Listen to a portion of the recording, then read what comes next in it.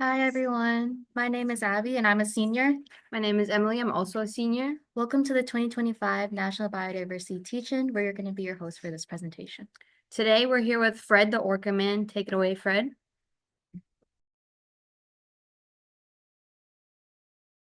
You're unmuted. Of course, naturally.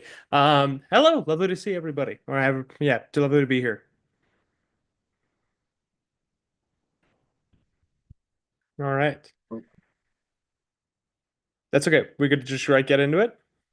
Amazing. Well, hello everybody. It's really excellent to be here. Thank you to you both for having me and for all of you for supporting and engaging with the National Biodiversity Teach-In. It's a very exciting thing to be able to be a part of, and I'm very glad to be here and tell you a little bit more about the world of orcas. So, to give you a quick background of myself, my name is Fred. I am online as the Orca Man. Largely, what I'll do is educational content, very conservation focused, with focusing on science communication. I also do wildlife guiding, so tours and things like that, as well as creating resources. So that's land-based guides, different educational tools, and things like that to try to help.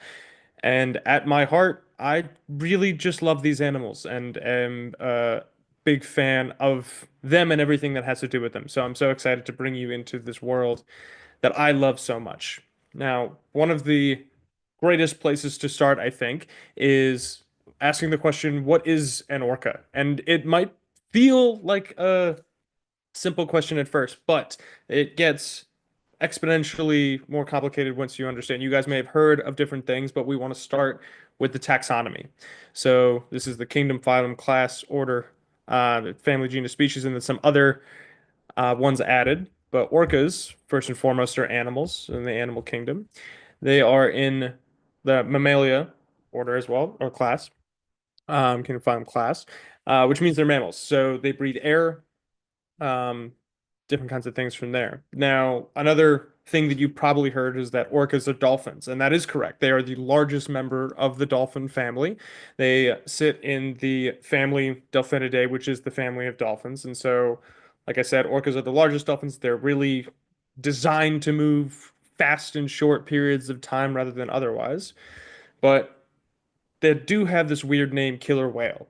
And so people do assume at certain points that they are whales. And to be honest, that isn't entirely wrong because the cetacean order, phylum class order, is an overarching compass for all whales. So that's whales, dolphins, porpoises, and things like that. But that's just a regular order, right? And it goes down. The suborder, subclass, I forget what the exact terminology is for this, Odontaceae, means toothed whale. So orcas are dolphins, and all dolphins are technically toothed whales. So technically dolphins and whales that hold both at the same time. And so if anybody asks you and says that orcas are dolphins, they're right. If somebody tells you that orcas are whales, they're also right. To get an idea about how global this population is, this is a map of the world, and in every ocean you can find an orca. That is not a question. They exist everywhere, but not all orcas are the same in every place. You don't have orcas that are circumnavigating the globe. It is orcas that stay in unique populations around the world. One of the ways that we categorize the differences between different populations of orcas around the world is a thing called an ecotype. An ecotype is like another taxonomic classification that isn't official in the designation um, that was shown before, but is something that scientists use internally to understand the differences between the species. So as you can see here, this is a poster from NOAA, the National Oceanographic and Atmospheric Administration. They classify here 10 ecotypes, although there are more that don't exactly fit into these 10. But each of them live and exist in different areas around the world. And so they have their specifics. As you see, they split it up between southern and northern hemisphere, but it even gets more specific than that. Now, one of the first questions, I'll bring it back one second, is, there's these different ecotypes, and to have these different orcas in different places, they look similar enough. Do they mix? Do they ever mix? Do they ever breed across ecotypes? And the answer is no, not in the wild as far as we've seen. In fact, the paper that I have up here, it shows that, fin whales and blue whales have mated and produced offspring more recently than I know for a fact the residents and the transients or the big orcas here in the Pacific Northwest have by about 350,000 years. Excuse me. Um, so that's not to say that it can't happen, but that doesn't mean that in the wild for these ecotypes that they are intermixing at all. They have the opportunity to, functionally they could, and produce offspring, but they don't. And that is a pretty unique thing to the species. Okay. Now, I said that ecotype is like another kind of overarching term to be able to classify killer whales. By the end of this, I'm hoping that you all will be a little bit more versed in being able to understand what people are talking about if they're talking about different populations of orcas and the different kind of levels that they have. So, to understand further the populations of orcas and kind of their groupings as you go down, you have the broader ecotypes, which describes a whole number of orcas within that like serves a certain purpose. So for residents, they eat fish, but there's different kinds of residents. And to know the different kinds of residents, we call those different ones populations. And so for us in the Pacific Northwest, we have northern residents and southern residents. They don't mix. They're different populations, but they are the same ecotype. Okay, let's see if we can keep going. Then we have clans. So under a population, a clan would be a group of whales with a distinct vocal, like vocally distinctive populations. So there might be in the northern resident population three clans, so to speak, that share a lot of the same vocalizations within each other, but not necessarily across each other. They still communicate and can, but each of them are vocally distinct. One classification down, we go into pods, which is probably a term that you've heard of. So the pods of orcas moving in one way or another. Now, pods make up clans, make up populations, make up ecotypes, right? So J, K, and L pod are um, pods within the southern resident population, which are residents, so to speak. And then to bring it one classification down further, we have matrilines. And so matrilines are a subsect of whales delineated by the mother. Orcas are largely matriarchal creatures, meaning that they will follow and stay with their mothers the majority of their lives. Now, this is different for different populations. So, residents may stay with their mothers longer than transients might, and transients might be able to make their way further, or big killer whales, like I mentioned. But largely, even within that, we understand groupings of killer whales based upon the female that is currently leading whatever group it is. So, to give a more concrete example from a singular whale, I'm gonna give you a little story about my favorite whale, Alki J36. Alki for some people around here they call her. Um, but I received a present on my 12th birthday. It was an adoption from the Whale Museum, and it was a bunch of information on Alki and her family. So Alki is in J Pod. She's numbered 36. That's her alphanumeric notation to be able to, keep a record of all of these whales as we go through and learn more about them. But to go through her kind of classification within the killer whale system, she is a resident. So ecotype is resident. She eats fish. She mostly relies on Chinook salmon up here in the Pacific Northwest. She is a southern resident killer whale, so that is the population that she's in, more specifically, like from the ecotype.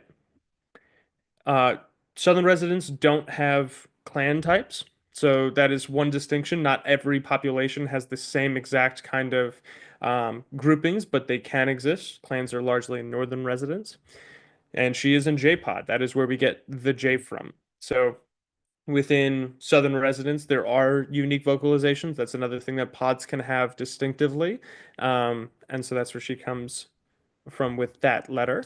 And then her matriline is the J16s, who is her mother. So her mother is J16 Slick, and she is usually seen around her and her brothers and sisters. So to give you an idea for the classification, if anybody says, alphanumeric notation for a whale. Hopefully, this gives a little bit more clarity onto what that means. Now, orcas are big and very pretty and very recognizable in so many different ways. So, want to clear up a few things kind of out the gate. The big white spot you see on their face is an eye patch. So, it's not their eye is actually just in front of it. It's not that much bigger than ours, and to be honest, they have fairly similar eyesight to us, which is why they'll spy hop to be able to see a little bit further out in both directions. Above their head, as you can see here, is their blowhole. So that's just right in front of the dorsal fin. They do breathe air. Unlike baleen whales, so humpbacks, blue whales, fin whales, they only have one blowhole, whereas baleen, those larger baleen whales will have two. So that is a unique difference within the population there. You'll also notice that they have white underbellies and black on their backs. And that is a long-term kind of evolutionary trait called counter shading. So that means that when you're looking at an orca from below and you have the orca above you, it's got a white underbelly, and as such, you seeing it, light with the sky. And if you're looking at it from the top down, you're seeing it, match with the darkness of the bottom of the ocean. So the counter shading helps them to elude people who they or elude things that they want to. They're not quite prey of any kind at this point. This is just a blown up photo of the resident killer whale from Noah's poster. Within this, you're looking at the big fins. So on the bottom, their pectoral fins are underneath. So they have two of those. The males are much larger than the females, used for largely stability.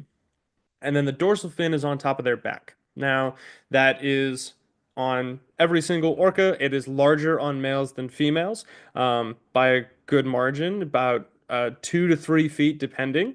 And then just behind the little gray patch that they have behind their dorsal fin is called a saddle patch.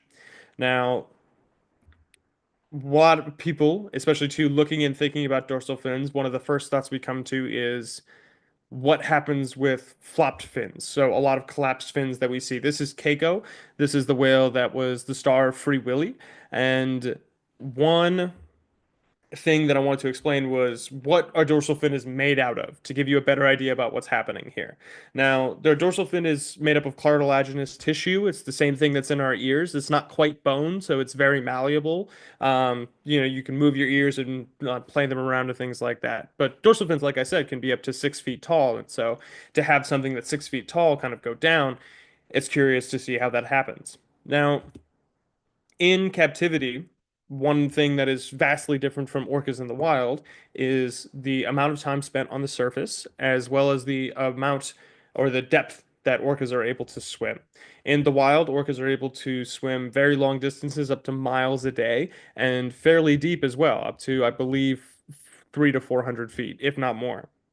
Now, when orcas in the wild are doing this, all of the pressure from the water around, as well as being able to consistently travel, is helping keep that dorsal fin straight up. And so, orcas in captivity, because they're moving less and they're not going as deep, they're not traveling as long of distances consistently, the structure of the dorsal fin can't hold itself that well, which is one of the reasons why you see almost every, if not every, orca in captivity having a flopped fin. Now, this is not to say that it doesn't happen in the wild. This is not a health problem as far as anybody's seen with regard to a whale's ability to exist or move or otherwise. These two orcas that you see here are aptly named Port and Starboard. You may have heard of them before. They're two orcas down on the southern west coast of Africa who prey on sharks. So these two are completely wild orcas. They've been wild their whole lives, never been in captivity, but they're, like I said, known, named, and revered for their oppositely flopped fins in the wild. New Zealand is another population that has, I believe, the greatest percentage of orcas with flopped fins. Again, it's still rare, but it does happen. And that being said, I do want to kind of affirm to anybody here that to say that an orca's dorsal fin being flopped means that it's sad or depressed is the same thing as saying that a dolphin is happy because it's smiling. It's definitely a proponent of the environment that it exists in, but functionally for the animal, it does not, the animal itself cannot change it, and it doesn't indicate any health risks as far as we've seen with regard to, the regular structure. Um, there we go from there. So, in talking about dorsal fins, it's important to note that dorsal fins and eye patches for that matter, but largely dorsal fins, are the main form of identification that we have for orcas. I can say confidently that if there's an orca in the Pacific Northwest between Washington and British Columbia, somebody knows around where it is and who it is, and that's without tracking any tracking on the whales themselves. And the way that we do that is by identifying each individual orca by the distinct markings that it has and the fin shapes that it has. But we didn't just, you know, come upon this idea casually one day. This is a, a result of, years of research and understanding to figure out how this could even be possible because at one point in time it wasn't.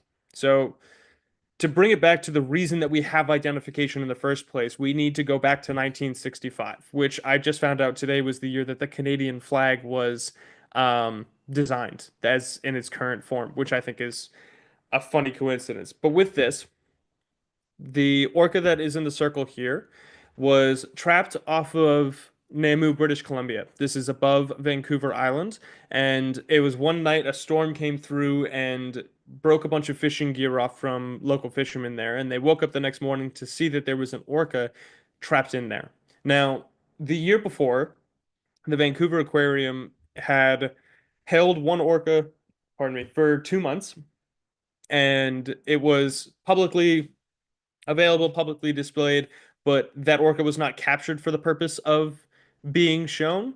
And when this orca was captured, the fishermen thought that because there was a little bit of buzz around orcas that people would be interested, and people were. There was one person who was. His name was Ted. He was the owner of the Seattle Aquarium at the time, and he crowdfunded around Seattle $8,000 in a pillowcase, made his way up to Namu, British Columbia, and that was like purchased the first killer whale ever. That was the first time it happened was 1965. To give you an idea about the time as well, the fishermen wanted to make sure that Ted was man enough to he was serious enough to take care of the killer whale. So he challenged him to an arm wrestle for the whale. That is 100% true story, and Ted won. That is how he got the whale. So to transport the whale, the hundreds of miles from Namu, British Columbia down to Seattle, they made this makeshift pen behind a tugboat. And so this is made of different empty drums and things like that with enough space for the whale to move. And they slowly but surely towed him down. This is the Deception Pass Bridge in Washington State connecting the mainland and Whidbey Island. And this is the tugboat with the pen that you see down there. And to give you an idea of the time and the reason why this was such a strange and unique thing, and you could go and buy a killer whale for $8,000 in cash in an arm wrestle, was the fact that everybody thought that orcas were demons. At this point in time, the US Navy had a proponent out saying that if you got into the water with a killer whale, you would be ripped to shreds. They thought it was the most dangerous creature alive, and everybody feared them to the point where people around this community, especially too when Europeans and settlers first started coming around, would shoot the orcas for fun. This was an animal that was not revered but feared in every way, shape, or form.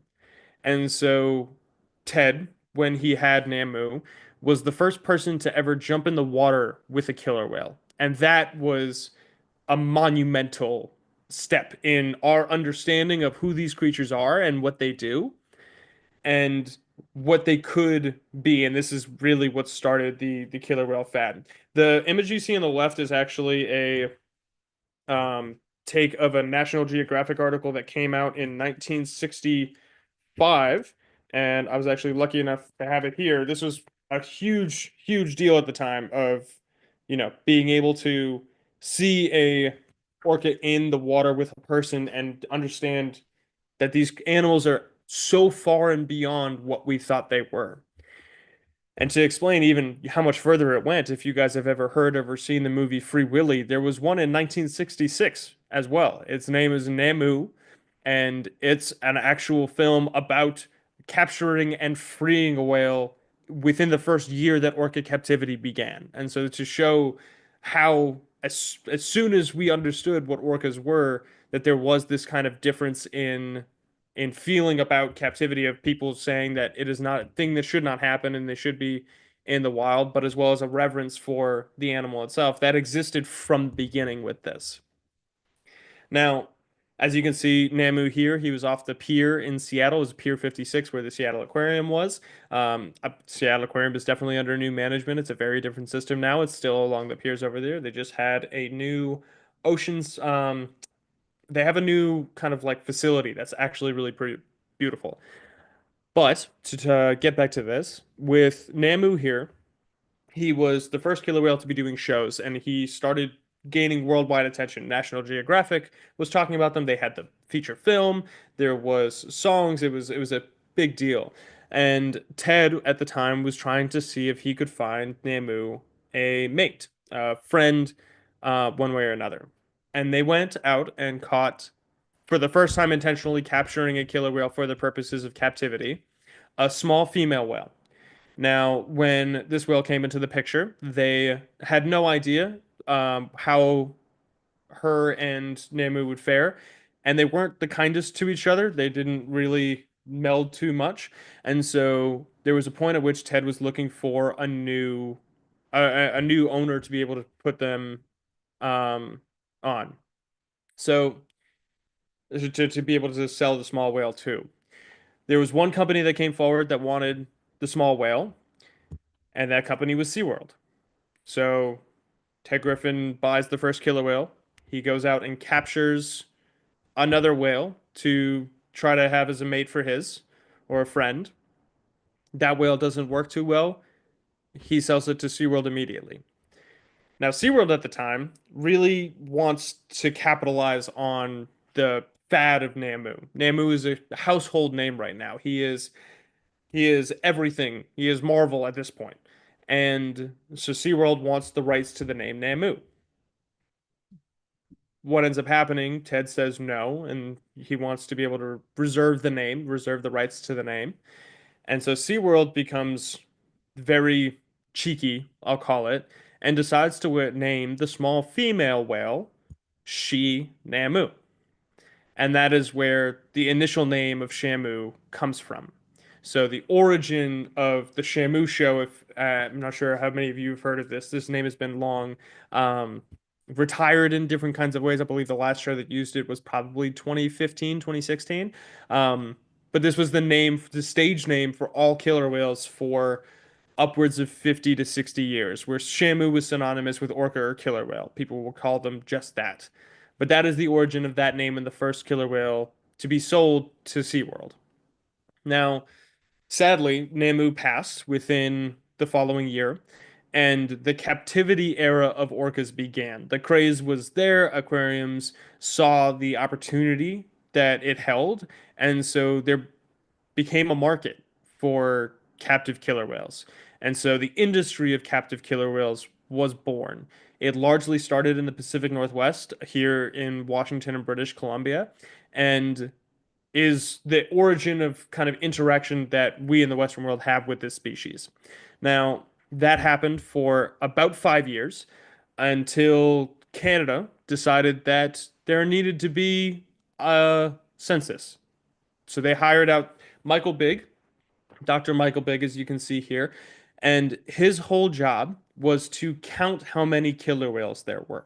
Now, the reason that they had him doing this was because if you're going to go out and capture a population, if you're going to capture a wild population, you need to understand how many there are in order to know what you're doing to it. So he was not going out to just research the whales to know more about them. He was trying to go out and count how many there were to be able to classify how many the government would allow captures to take.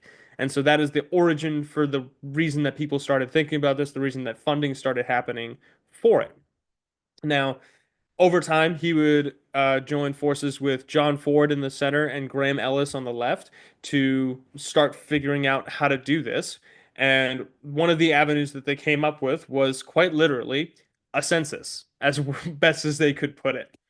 So the killer whale census in 1970 through, I believe it was 75, 76, was set up as a bunch of forms. It was pieces of paper that they would send out to lighthouses, fishermen, um, people that lived along the coastline, tugboat operators, literally anybody they could who they think would be around somewhere where they would see a whale. And then specifically on August 1st and 2nd, I believe is the days that they used actually throughout the entire study, would count all of the orcas that they saw. They would ask everybody to count all the orcas that they saw and then mail all of their information, all their forms into the DFO office in Nanaimo, British Columbia. So that was the first avenue of them trying to get an understanding of how many orcas there actually were. Because at the time too, people thought there were thousands. They would see orcas all the time in different places in different ways. And so they're like, no, there's so many of them. And nobody had any concept because nobody was paying attention. Now, it was throughout captivity that that ended up happening. And one of the reasons that this becomes important is I believe this photo actually was taken at the Penn Cove capture of 1970. This was about the year that they instated the research project. Now, the Penn Cove capture was significant for a whole number of reasons. One, they had about 90 to 100 orcas in one place corralled, which was it's a lot. It's an incredible amount of killer whales. But a thing that we were able to realize as we move forward, Alki's population, the southern resident killer whales, today only measure about 74 individuals. That day in 1970, when they captured all of those whales into Penn Cove, we now know, and many years afterwards, that they had captured the entire southern resident population in what was considered a superpod at the time. And so, in identifying these orcas, we're able to understand and see the impacts that we were having both in the beginning of this as well as moving forward. So, as Dr. Michael Bigg, John Ford, and Graham Ellis, as well as many other researchers, started to develop this photo identification system and the idea of being able to see consistent killer whales over time, they started to understand the different populations that existed. So, as you can see here, this is specifically northern and southern resident orcas. Their ranges are quite far within these areas. These are the fish eaters, like I mentioned, so a lot of streams is what they're focusing on. But we have northern resident range in general, and then the critical habitat you see in the yellow on the left. I'm going to go to the right, and you see the southern resident range where they can move as far up, but they usually don't go more than halfway up Vancouver Island. And then their critical habitat is largely within kind of the San Juan Islands area of Washington, then a little bit south. There's a lot of rivers down there that are very heavy salmon carrying. And this, in the what's called map in the center, gives you a better idea of um, the range between both of them and kind of the places where they would over intermix and otherwise. Now, to be able to classify and identify orcas across time, they did have to prove a hypothesis that the markings and the shapes of the dorsal fins wouldn't change consistently. One of the ways they did that was one whale, K2, which, as you can imagine, was the second whale identified in the K pod of the southern resident community, who are resident ecotypes. I'm going to say that a few times just to get it in. They cut two notches into K2's fin. He was a big male, but they did that in order to understand and make sure that they could keep their markings over time to prove that they would be able to identify orcas without mutilating at all, to be able to understand and see even by the curvature, you see, you know, T2C2 has this big fat like fin going out the back and then it goes and points off really specifically, that is identifiable and won't change over time. It's something that's able to be consistently looked at and identified. And that means that they could do long-term studies non-invasively, right? You'd be able to recognize the killer whales where they're going, even if you're able to record information about their behaviors and the vocalizations, and then you take the photographs you have, or like the photographs researchers have home, they could then identify whatever orcas it was that they were seeing to be able to make better sense of the work that they're doing. So now we have at least a better understanding of the way in which we've come to understand and be able to identify and orcas all around the world. This is a technique that literally every orca researcher has used since the 1970s to be able to do it. Dr. Michael Bigg is quite literally the founder of modern killer whale research in every sense. And so around the world, people have developed their own studies and developed their own catalogs of these orcas to be able to know who they are, what they're doing, and the role that they play in their ecosystem. Now, I said before that different populations exist in different places and they eat different things, as you can imagine. They're specialized in different prey. So the Biggs orcas, aptly named after Michael Bigg, eat marine mammals. So if you ever seen an orca punt a seal or have seal or sea lion in its mouth, it could potentially be up here. So they eat seals. The residents around here will eat fish, mainly Chinook salmon. The idea with Chinook is they are the largest fish, and so in terms of how much food they would get per kill, it is the um, greatest ratio for that they could have. If you go down to Patagonia, if you've ever seen a killer whale beach itself and to go kill a seal, that is a behavior unique to Patagonia and Argentina, and is also unique to the Crozet Islands just down here. If you've ever seen the orcas swim all together to create a wave and get a seal off an ice sheet, that is, well, specifically in Antarctica. There's only so many places around the world where you could do that in general, but they've very much used their environment to their advantage with that technique. Up in Norway, they will eat herring. So those are also residents.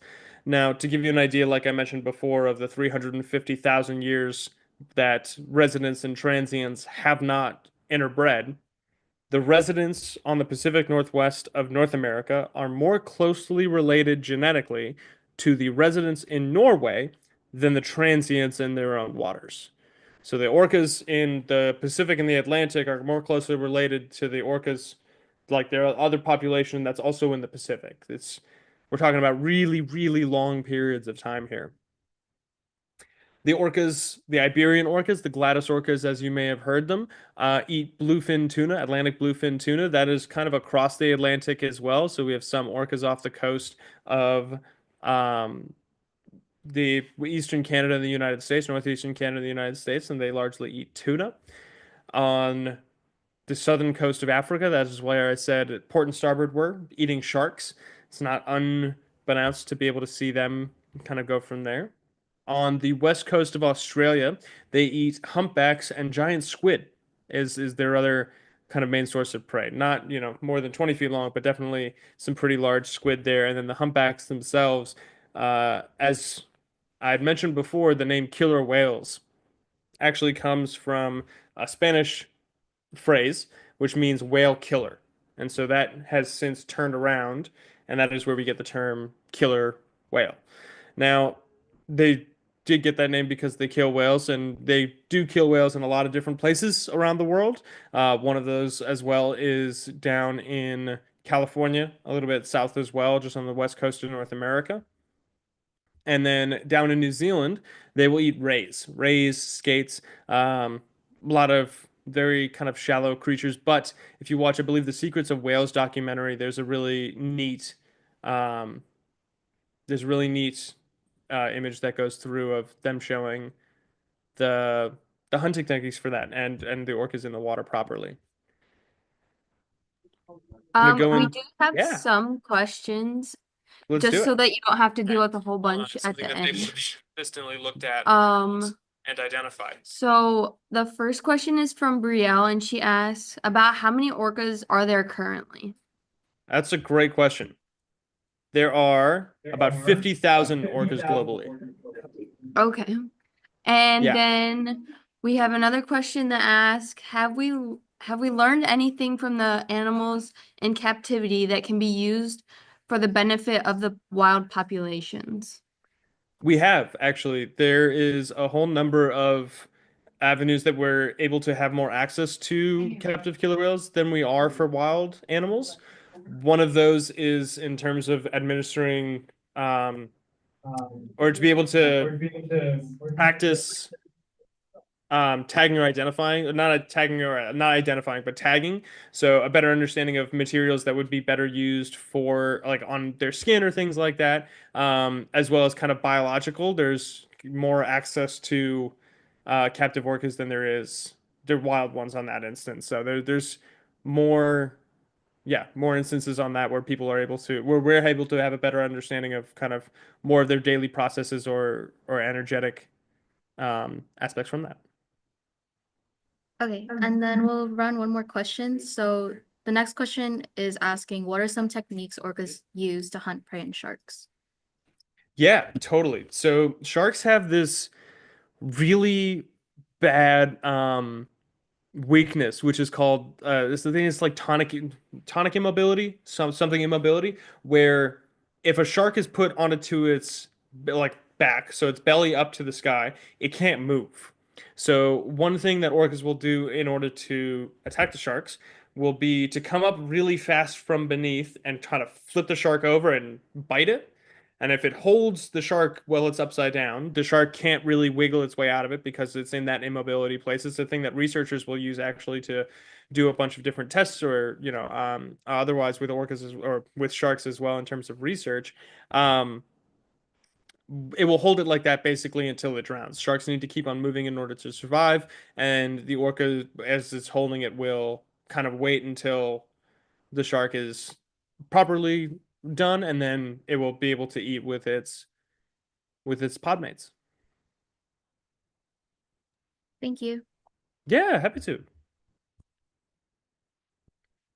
Okay, so you guys got ahead of me. A couple of final statistics, which is um, a few things to know about the kind of population as a whole. Um, kind of largely, there are currently 14 captive facilities holding orcas globally. Now, this is 14 facilities that exist today that are currently holding killer whales. It was 16 not very long ago. That was Marineland Canada and I believe and the Miami Aquarium down in Florida. Now, five of those parks are currently being phased out. And as in will not have killer whales moving forward. That is Marineland and Antibes. They are currently actually about to move their orcas to Laurel Park, so the orcas will still be in captivity, but like that park in France will no longer hold captive orcas. There are three SeaWorld locations in the United States, all of which will be finishing the orcas that are in captivity now will be the final orcas that are there. So once they're done, like once they meet their time, that is going to be it for captivity of orcas in the States. And then there's one place in Argentina, which has one orca, Shemenk, who will be the last orca to be in captivity in there. So there are that number is going down. There have been six major motion pictures starring orcas. I say this, I grew up on Free Willy myself, but to give you an idea, we've had Namu, the killer whale, when it originally came out, Orca, the killer whale, talking about it's actually an orca with a pretty big vendetta against a fisherman. It's a horror film, so it's a 60s or 70s horror film. So take that as you will. There's three Free Willy movies that held Jason James Richter as the main character, and then one with Bindi Irwin called Escape from Pirates Cove. The first Free Willy movie and Namu used actual orcas as actors throughout them. The rest have photos and videos of orcas from the wild, but not quite within the use of the films properly. One of you asked really good questions. How many orcas are there globally? There's around 50,000. Orcas are unique, if only because their populations, like I said, hold different categories. So the southern resident killer whales are critically endangered. The northern residents are threatened. The bigs are threatened. The Iberian orcas off the coast of Spain are critically endangered. And to give you an idea, actually, some of the orcas, so the residents and the transients specifically last year, were proposed to become their own species. So they're so genetically distinct and so um, different individually that the researchers had the opportunity to be able to propose that they would become their own species. That didn't go through, so right now we still have all just the orcas themselves. But it is a thing that is wouldn't be surprising down the pipeline if it happened. Major threats for orcas because we're talking about specific populations. There's global threats that exist, and then there's specific ones that also too in any specific instance. Lack of prey. One of these populations that has a very large lack of prey right now is the southern resident killer whales. Like I said, largely relying on Chinook between damming and large noise pollution with regard to cargo ships and things like that. There's a number of things that are um, happening with regard to there. As I said, pollution itself as well. Killer whales are some of the most toxic animals to exist because of biomagnification. When seals eat fish that are contaminated, the seal gets more contaminated, and if an orca eats three seals, then it's even more. It holds all the more contaminants within its body. Noise pollution. This is for largely cargo ships. This is cargo ships. This is oil tankers, not windmills. The no National Oceanographic and Atmospheric Administration, whose entire job it is to understand the and regulate the doings that we have on the ocean and otherwise, has not found any relation between windmill noise and mortality events or otherwise with whales, whereas it has seen a lot of different evidence for the fact that large vessel noise, specifically cargo ships and tankers, have on orcas' ability to hunt, interact, and otherwise.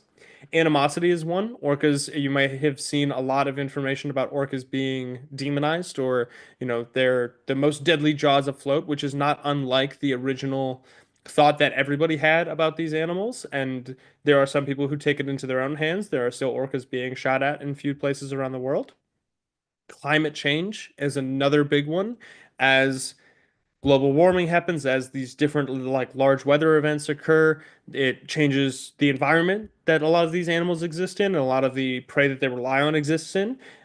For the orcas in the Arctic to be able to have less of those ice sheets is a big deal of being able to hunt on those kind of platforms. They're existing less and less. And unnecessary purchasing is the biggest one that I have on there, if only because it adds to a few of these in different ways. It costs a lot of energy to be able to move things around the world, and it is noisy to do. And within that, there is effects on climate change, pollution, and noise pollution that has them. That said, the best places to see orcas, or my personal kind of recommendations to you, are California, Washington, British Columbia, Alaska, Western Australia, and New Zealand are also very good for it. Those are the places that I would recommend and have had success in, at the very least on the west coast of the US and Canada, where I am now. And the final question of how to protect them. The things that we can all do within our daily lives to be able to protect the orcas and other ecosystem beyond it. One is conscious purchasing. I am trying to do this more and more every day with regard to purchasing locally from people that are around my community and trying to see things that are not having to be shipped very far in any instance, especially to across oceans if I can. Now, part of that is a consistent practice, starting small and understanding, being at the very least curious about where these things are coming from is very important. And it does end up having a larger effect the more people do it. The next is local conservation involvement. And so this is for your local communities. So in mine, there is a place nearby that does Dungeness crab research that I can volunteer at. There are beach cleanups that you can do anywhere, any restoration sites. There's a lot of local community and conservation involvement that you can get into that in turn will help everything as it goes from there, because everybody wants to try to help the largest kind of thing that they can, but the greatest way to work for the planet is to be able to work for the place that you're around. At the end of the day, we are all in an environment, no matter what that is. Even if nature feels far away, it is worth recognizing and knowing that it is in your backyard. Voting to be honest, should have been first. For those of you, I know this is a national biodiversity teach-in, so not everybody is 18, and maybe not everybody is from the United States or Canada, but voting is incredibly important. To be able to vote in your local elections, to be able to be informed about your local elections, about what's going on and who is going to be fighting for the conservation of the things that we love, the things that we care about, the things that may like allow us to live. You know, like clean water is a thing that we need. To be able to have food is a thing that we need. And it's a thing that the animals in the ecosystem around us relies on. And so to be able to have a say in that, which you do when you vote, is incredibly important. And the last one, and is just with regard to kind of helping and support research for orcas in general, is adopting an orca or supporting research. One place that I'll donate to is the Whale Museum or Bay Cytology. I can get together a list if people would like that. There's a lot in the Pacific Northwest, and there's orca projects everywhere. If there's a place it's in your heart that you want to try to donate to, there's orca projects in Iceland, in Norway, in Spain, in New Zealand, in Australia, in Patagonia, in Argentina. They're everywhere. And so if you want to try to find an organization that you feel aligned to, that you'd like to see them continue their work, directly supporting in any kind of way, even following them on social media is an avenue to be able to get their word out for whatever research or conservation that they're doing to be able to help understand. And that is my presentation for today. Thank you so much for joining, and I hope you learned a little bit more about the world of orcas.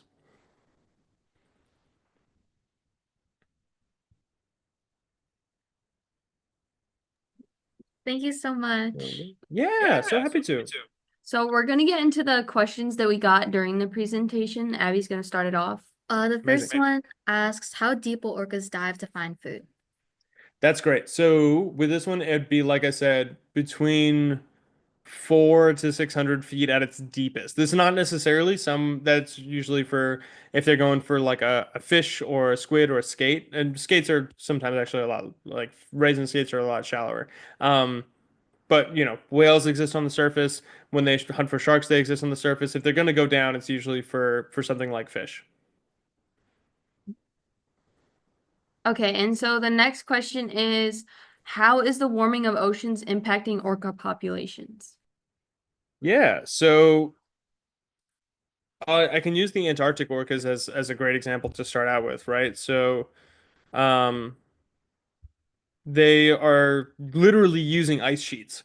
So those ice sheets are created specifically with certain conditions within Antarctica. And as you can see, a lot of these techniques have been developed over thousands of years. And so they've had the opportunity to be able to hunt like this for thousands of years.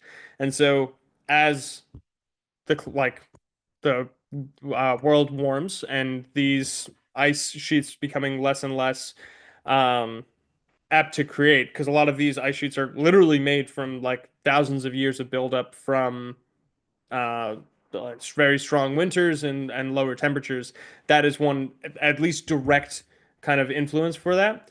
Otherwise, you'll also see with temperatures warming, there's a lot of animals where temperature changing even a degree makes a big difference with the way in which they'll interact. And so for orcas to be able to hunt, if the animals are, their prey is significantly changing their behavior, they need to work extra hard in order to find anything. And so it disrupts the ecosystem in general from there.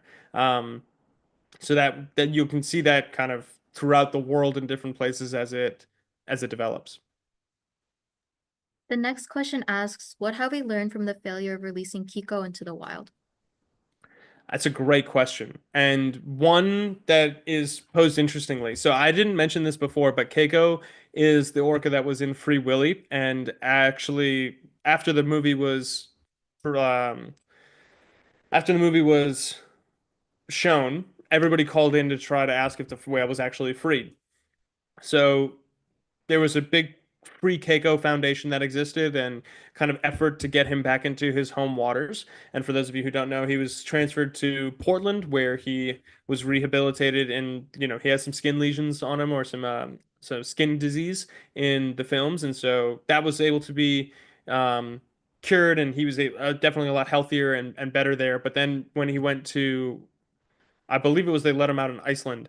Um, He then swam from Iceland to Norway. He didn't find any other whales. At that point in time, it was so long between being able to be a part of a population that he wasn't able to interact with other animals. And he was still heavily reliant on humans. Orcas are extremely social animals. They stay with other orcas practically their entire lives.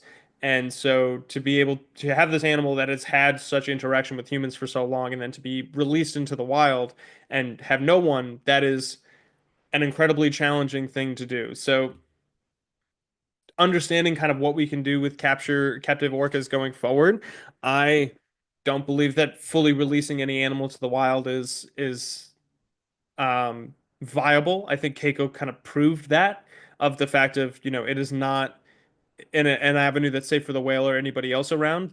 We've had instances of orcas being killed by different boats and things like that, or getting too close to people and having that be a bad thing. And we don't want that for the whales by any means. And so I think he proved to us that releasing is not the answer for captive orcas to start with. Um, at its core is what I would say. And then the next question is, do orcas migrate? And if so, how far do they tend to travel? So this is another thing that's super fun, like I mentioned, right? So orcas around the world are within populations, so they migrate, so to speak, within certain areas, but they don't migrate the same way that, let's say, humpbacks will. When they go down to Baja California and then they breed and then they make their way to the Arctic Circle to hunt during the summertime. Like that kind of migration doesn't exist. But like I said, for the ranges. So you'll have orcas, the southern residents specifically will make their way around Washington, British Columbia, and the west coast and east coast of Vancouver Island, and then make their way all the way down as far as California. So that's the kind of one example of this movement that they'll have. Whereas other populations will go further. We actually just recently, it was 2018, saw and had the first instance, other than Keiko actually, of an orca traveling from Iceland to Norway, and which means that orcas are moving kind of across that distance, which is one of the larger distances in populations and like transfer that we've seen um, across. But those are kind of two examples of what migration or at least their ranges could look like. They can travel, yeah, many miles, days every day and week. The next question asks, are there any school projects or involvement resources that you have to help spread information and environmental help to whales? From a landlocked teacher in Nebraska. There are some resources that exist with I haven't developed the education resources myself for that front, but I know Science World up in the Pacific Northwest or up in Vancouver here. If you look up Science World Vancouver, you'll find they have um a thing to develop, like a project sort of thing to do within classrooms. Beyond that, I would say the Whale Museum's adoption program comes with a lot of different information about the local populations here, and the southern residents are some of the most studied orcas within the world, and so to understand more about their plight and otherwise, I know that they have a lot of resources to be able to use both within classrooms and then in the adoption program, they have like a classroom of adoption that it comes with a lot of different resources for education and involvement. Okay, and then another viewer asked, I've heard stories of a certain family of orcas attacking human boats and thought it was really interesting. Have you heard of the news and stories of this particular pod of orcas attacking boats, and what are your thoughts on that? Absolutely. That is the Gladys orcas. So those are off the coast of Spain and Morocco on the Strait of Gibraltar. That's just east of or west of the Mediterranean. Now, there are 15 whales in total. Now, they're called the Gladys orcas because after the term gladiator. And also, too, Gladys is the name of the matriarch actually leading that charge. Now, in the research and all of the conservation organizations there, they see what the orcas are doing as a form of play. Now, what the orcas are specifically doing is going up and playing with the rudder of the boat. So if you have a sailboat, there's, when you move the steering wheel or you have the rudder in the back, those are kind of moving in the water to be able to help kind of steer the boat. And the orcas really like playing with that. So I don't know if you've all played tug of war with a dog, but if you're on a boat in the Strait of Gibraltar and you're going back and forth and there's an orca underneath you, you're technically playing tug of war with an orca. They don't care about you. They don't want anything to do with the people. It has not been seen as aggressive by or like orca researchers across the world. Um, this is quite literally just an instance actually of play that is not great for the whales themselves. When I said animosity, we have people that are around that area that are dumping fuel into the water. They're shooting the orcas. They're shooting fireworks. Some of people have already been detained for some of these kinds of actions, and it is a scary thing to be able to have when you're in the water and you got these whales coming up and biting at your boat. But in every instance where a ship has gone down, the Coast Guard has been able to come. Everybody's been safe. While the instances are scary, it is still a um, it's not an attack necessarily on the people on board. It's more so the orcas found a new toy, and from what we've seen them play with their food, they like to play hard. Another question says, it was heartbreaking to watch the mother orca carry her calf around. Does this mean that they have emotions? That is a great question. And Talakoa J36 has just finished. She just carried another orca, her second calf around for a number of days. And to that, I'll give you like a scientific response and a personal response. The scientific response is their brains are able to process an exponential amount more than a lot of other animals and is akin to us in a lot of ways. And so to be able to say that they have emotions may be a misnomer with regard to the way that we experience them. To say that they understand it in the same way may not be the most aligned.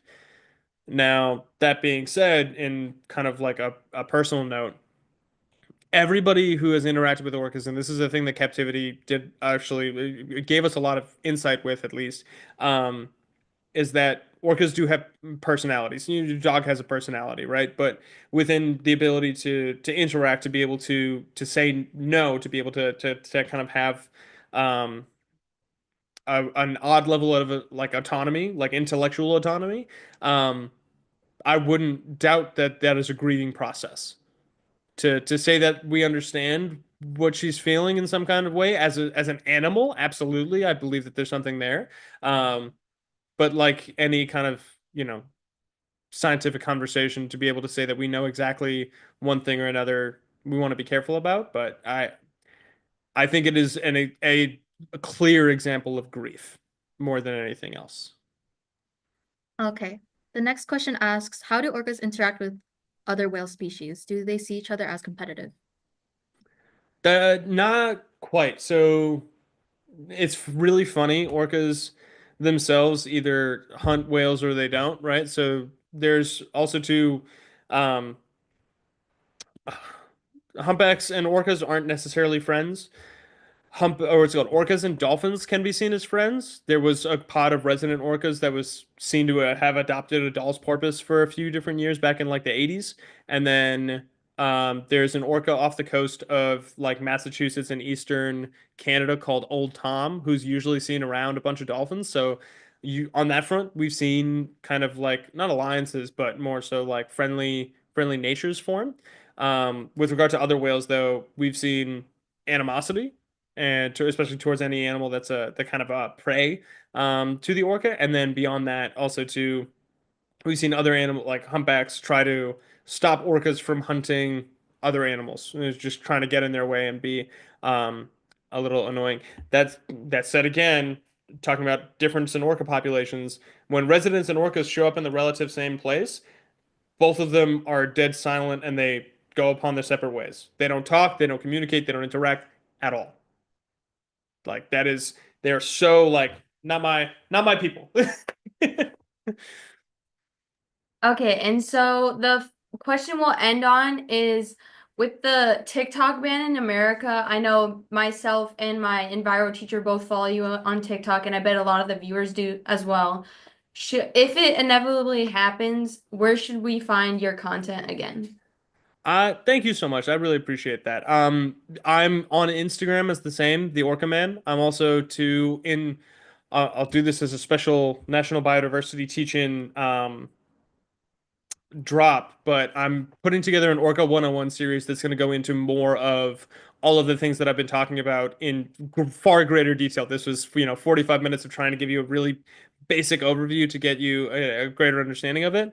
I'm working with some people right now to try and make that a proper YouTube series where we can dive deeper into a lot of these questions and topics. And so that would be excellent if you'd like to follow along there. I'm really excited to share it with you.